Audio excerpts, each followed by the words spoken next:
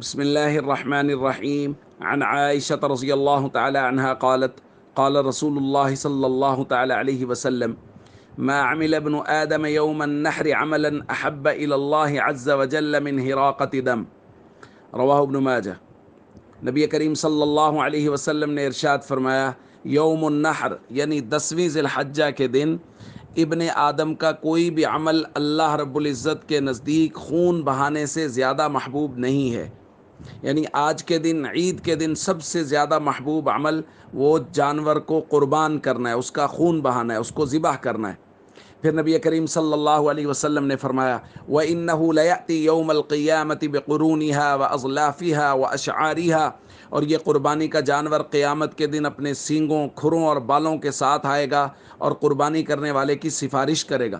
پھر نبی کریم صلی اللہ علیہ وسلم نے فرمایا، وَإِنَّ الدَّمَ لَيَقَعُ مِنَ اللَّهِ عَزَّ وَجَلَّ بِمَكَانٍ قَبْلَ أَن يَقَعَ عَلَى الْأَرْضِ، جانور کے خون کا پہلا قطرہ زمین پر گرنے سے پہلے اللہ رب العزت اس بندے سے راضی ہو جاتے ہیں جس نے اللہ کی رضا کے لیے قربانی کی ہے۔ پھر فرمایا، فَطِيبُوا بِهَا نَفْسًا، پس اپنے دل کو قربانی سے خوش کرو، کہ جب قربانی کر لی تو خوش ہو جاؤ کہ اللہ کی رضا کا بہت بڑا عمل کیا ہے۔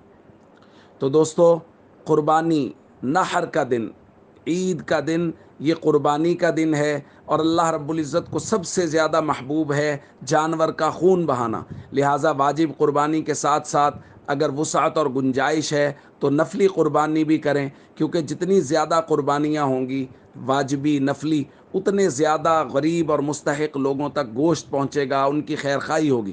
اس لیے ہم سب کو چاہیے جن کے پاس جتنی زیادہ وسعت ہے آج کے دن اتنے جانور اللہ کے راستے میں قربان کریں، تاکہ قیامت والے دن یہ ہمارے سفارشی بھی ہوں اور اللہ رب العزت ہم سے راضی بھی ہو جائیں۔ السلام علیکم ورحمۃ اللہ وبرکاتہ۔